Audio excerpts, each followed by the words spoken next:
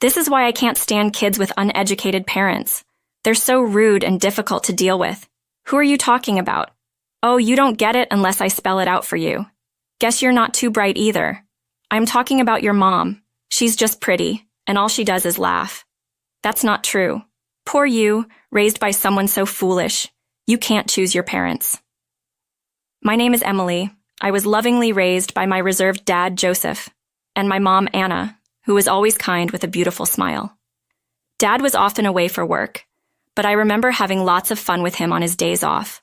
Mom was always there for me, a calming and warm presence in my life. Every day spent with Mom was a comforting experience, a sanctuary for me. I love both my parents very much, and they love me too. Even someone as mild-mannered as me might get genuinely angry if someone disparaged my parents. I had a dream about marriage, marrying the person I love, combining two warm homes into one. How happy would that be? I'd always fantasize about it. Some might say it's nothing but a pipe dream, but I had that much confidence in my family. Richard, my current husband, respected my feelings. We met while working a part-time job. He was attending a prestigious university while I was just a high school student going to an ordinary school. We were casual friends at first, but gradually grew closer. I ended up going straight into the workforce after high school, while he was still a college student at the time. We were attracted to each other because we had different perspectives stemming from our different environments. About a year into dating, he proposed to me. Our families get along really well, so I'm sure we'll also make a great family. I was really hopeful hearing him say those things. We got married, believing in those words. I had imagined a happy married life, but life isn't always that easy, is it? Little did I know that this decision would throw my life into chaos. Emily, when are you planning on moving in with us? Make up your mind, please. What? Move in together before marriage? We lived together in my apartment and continued to do so after, since we had no kids. I figured we would keep living there, but it seemed that wasn't good enough for my mother-in-law, Rebecca. You're married to my son now. That means living together. Isn't that obvious? Is it? Richard never mentioned anything. You can't figure this out without your husband telling you? Use your brain a bit. I'm sorry. I'll discuss it with Richard and let you know. Just like that, my newlywed life turned into living with my in-laws. I didn't mind living together, but there were some things that bothered me. What is this? Cleaning? Unbelievable. How can you be so lazy? Did I do something wrong? I tried to be as thorough as possible. I had swept and wiped the floors, even used tape to pick up small dust particles. I removed water stains and dried the wet areas. I even did regular mold removal. What? Can't you see the ashtray is full of ash? That's from David, who just smoked. I can't handle every instant. Home should be a relaxing place, and you leave a dirty ashtray. It's because you don't respect me that things are like this. I can't believe you're so inconsiderate. It was my father-in-law, David, who was smoking, filling up the ashtray that I had just cleaned. I can't keep up with that. Rebecca just doesn't get it. And what is this food? It's inedible. What kind of upbringing leads to this kind of taste? I think it's pretty average seasoning. What exactly didn't you like? Don't you know without me saying?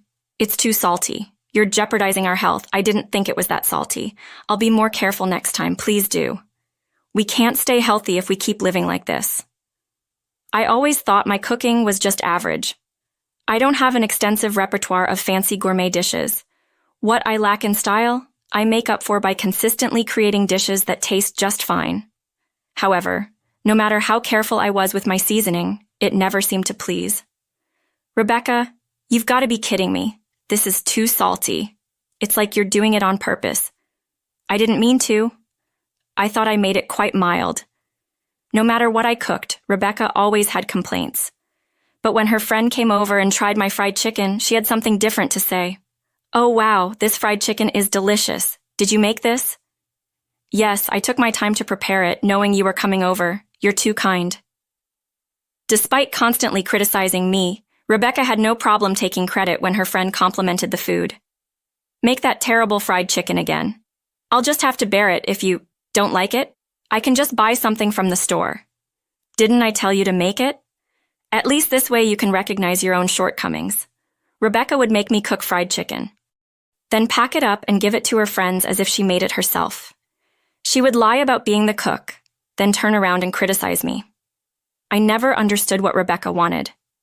She probably didn't like me, but she wanted the neighborhood to think well of her. I had to live in this environment. Every day was stressful, and it was wearing me down mentally. Neither my husband nor David ever stepped in to stop this cycle. Both seemed to tacitly agree with Rebecca, leaving me feeling more isolated. This is my first experience with married life and living in a two-family home. Maybe this is just the way the world works, and I'm the one who can't handle it. I had no one to talk to, so I tried my best to endure it on my own. Emily, my clothes haven't been ironed. I wanted to wear this outfit for lunch today, but you said you wanted to wear something else yesterday. I've already ironed that. Well, I changed my mind. Being my son's wife, you should have anticipated that. At this point, I had no idea what the right thing to do was, and I was utterly frustrated. In that house, I felt like I had no allies. I gritted my teeth and put up with it, thinking that patience was my only option. Then one day, the inevitable happened. Rebecca made sarcastic comments to me, as usual. By now, I've grown used to it and don't take it too seriously. Maybe she finds my reactions boring because her attacks have changed lately. You're always so inadequate no matter what you do. I'd love to know your upbringing. I was raised by my parents just fine, thank you. Maybe I'm not perfect, but talking back? Exactly my point. Normally, people don't raise children to talk back to their mother-in-laws. It's all your mother's fault. She doesn't have any impressive degrees, does she? She might not have degrees to flaunt, but that's a different issue. See, talking back again. That's why you're no good. Your poor upbringing really shows. Enough. Can you please stop insulting other people? I can't take it anymore. My voice grew stronger as I couldn't hold back my emotions. Rebecca didn't miss my slight glare. This is why I hate kids with low-educated parents, so impolite and difficult to handle. Stop talking about my mom. Education has nothing to do with this. Oh, you must be stupid too then. Your incompetence speaks volumes. Must be nice to skate by on your looks alone. I haven't, but that's beside the point. You're pathetic. You're raised by such clueless parents. Well, you can't choose your family? She continued to insult my mom, and I had reached my breaking point. If you continue like this, I have my own thoughts too. I never intended to live with you in the first place. What? We took you in, didn't we? We're housing someone as incompetent as you. You should be grateful because we felt sorry for you since you couldn't receive a proper education. Rebecca sneered as she taunted me. Enough is enough. You have no right to say these things. At least my mom never raised me to insult other people. David finally broke his silence after hearing our exchange. What's with that tone? Don't you have any respect for us? I'm just giving you guidance. That's what a daughter-in-law should be grateful for. Let me be clear. I have no respect for you. All you do is complain, right? You're unbelievable. You don't belong in this family. Seems like you need some tougher lessons. David seemed quite frustrated with my defiance. My husband watched this whole exchange without intervening or saying a word. This situation is just not right. I thought we'd be a good family. I decided I couldn't stand my husband or his parents any longer and chose to divorce and cut ties. This family is messed up. I can't take it anymore. I'm cutting you all out of my life. What?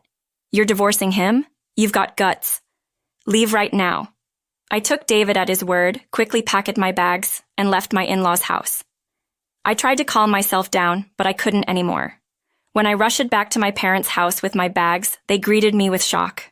After sharing what happened, they silently hugged me and patted my back. You did well. You didn't do anything wrong, and thank you for standing up for yourself. My mom comforted me in a gentle voice. Dad, quiet as ever, seemed to be contemplating something. After a while, he started to speak. I have a plan, Emily. Take some time off. Leave the rest to me. I was surprised because Dad never says things like this, but his serious expression made me believe him. Since I didn't think things would work out with my in-laws, I drafted divorce papers and sent them, as I had declared. I don't know what my husband thought, but there was no rebuttal from him. All done. Goodbye. That was the only message I received. I shed no tears over the abrupt ending. Then the situation took a sudden turn. As soon as our divorce was finalized, Dad sprang into action. "Hey, what's going on? I have nothing to do with this." Out of nowhere, I got a call from Richard. "What's this about? Stop calling me. We're done, remember?" A project I was spearheading just got abruptly canceled.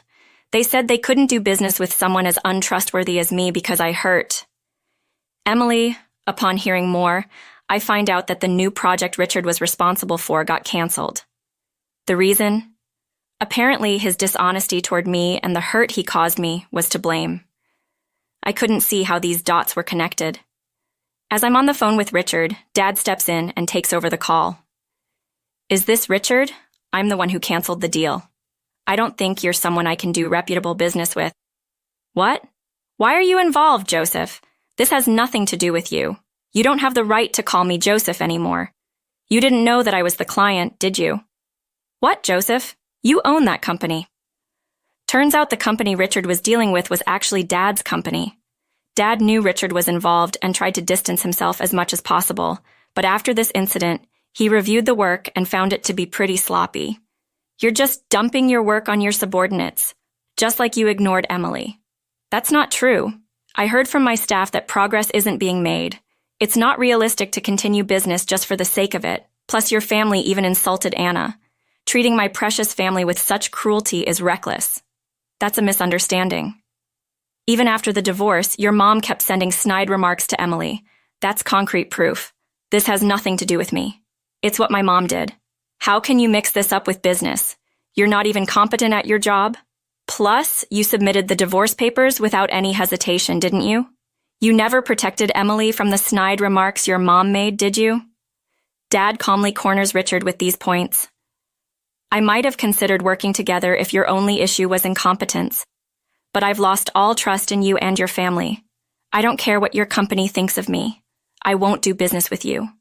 This is unfair. Personal matters are affecting a fair business deal. If you have complaints, go through the company. From now on, I will only communicate with a company representative." With that, Dad hung up the phone. Continuing from where we left off, things took a turn for Richard and his family. Richard's project got officially scrapped. Though he tried to protest the decision, the company reprimanded him for his laziness. Not only did this put a stop to his career progression, but news of his irresponsible behavior spread. The end result? He was transferred to a remote location. Even though he was in sales, he found himself doing nothing but manual labor at a small rural office. Basically, a demotion. Rebecca and her family showed up at our house, tears in their eyes, offering apologies. But Dad was having none of that. "You've disrespected our family enough. I'm the head of this household, and my job is to protect my family. As far as I'm concerned, what happens to you, who are no longer family to us, is none of our business." Rebecca got pretty emotional, crying and shouting so loudly that the neighbors could hear. "Richard got demoted because of you. What are you going to do about it? If you cared about Richard, perhaps you should have instilled better values. Maybe you should have raised him to be an adult who can protect his own wife." We told them to never contact us again and forcibly showed them to the door. After that, Rebecca stormed into Richard's company to lobby for better treatment for her son. That didn't go over well either. It became a notorious incident within the company, and Richard felt so uncomfortable at his new post that he ended up quitting. Looks like Rebecca's recklessness cost him his job. As for me, I'm taking some time to recover, both physically and emotionally, at my parents' home. I couldn't find it in me to make it work with Richard and his family, especially after they insulted my beloved mom. For now, I'm totally over the idea of marriage. Instead, I want to focus on showing gratitude to my parents and strengthening our